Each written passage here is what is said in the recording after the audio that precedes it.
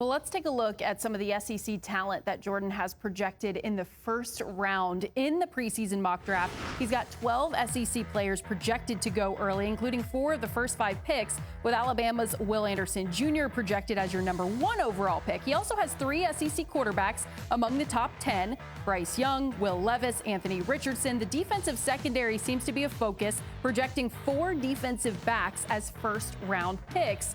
Corners Keely Ringo of Georgia. Then you look also in the SEC East to South Carolina and Cam Smith, Eli Ricks of Alabama, as well as safety Antonio Johnson of Texas A&M. So let's break this thing down, starting with the SEC being in 4 of the top 5. Jordan, it seems like a no-brainer for the kind of talent that you have early on. What was the difference for you there?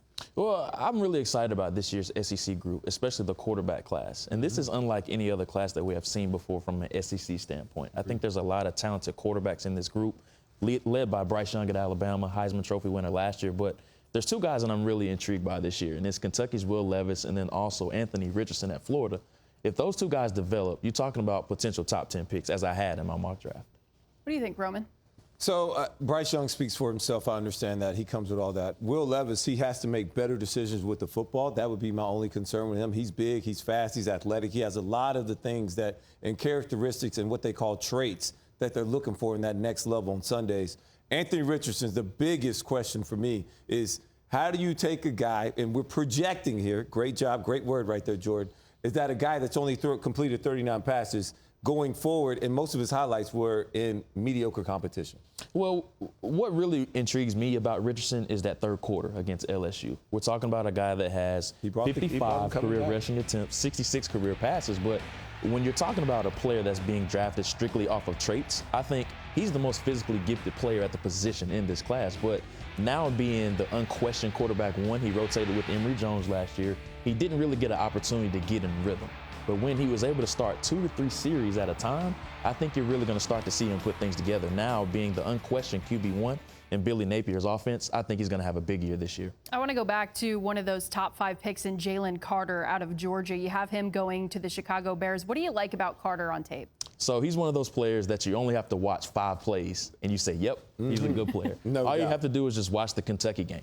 And he was on a defensive line with 3 first-round picks last year, Trayvon Walker, and then some other players that went in the first round, Devontae Wyatt, Jordan Davis. I think he was the best of the bunch. Yes. And that says a lot about him being the best player over #1 overall pick Trayvon Walker. So, like I said, just look at the Kentucky game. He takes it over. Vanderbilt, obviously, as you saw on the screen right there, he dominated, and I expect him to dominate this year as well. He is the best player on Georgia's defensive line. I said it all last year, and I will continue to say it. It doesn't matter who you put around him.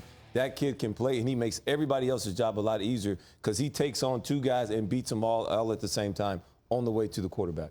You have Kayshon Boutte out of LSU going to the Jaguars, who certainly need weapons to help Trevor Lawrence a little bit. What do you like about him? I'm really excited about Boutte, and you're going to hear a lot about Jackson Smith and Jigba at Ohio State, but I like Boutte better right now. I think he's more explosive. He has more versatility, but he just needs to stay healthy. He's only played 2 games over the past 2 years.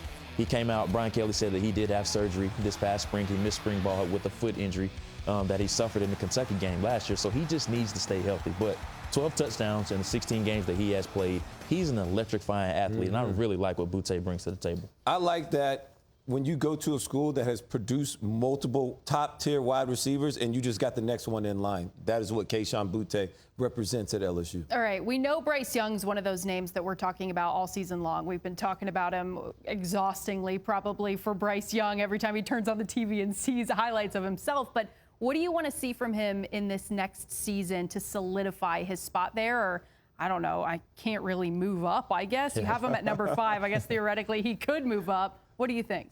Well, let's talk about the big shadow that's going to be over him, and it's his size. Yeah. He's 6 foot, 195 pounds, which is what he is listed at. And similar to Kyler Murray, it's something that is going to be talked about endlessly. But I think when you're talking about a player of Bryce Young's caliber, just his poise. He plays the game with the same heartbeat no matter what the magnitude of the game is. We saw the comeback against Auburn last year, the overtime victory. We saw what he was able to do in the final 2 games against Georgia last year. But the difference between him and guys like Russell Wilson, Kyler Murray, and then also Drew Brees, he just isn't as stoutly built as those guys. But the next step I want to see with Bryce Young is climbing up vertically in the pocket. I think that's where he can take his game to the next level.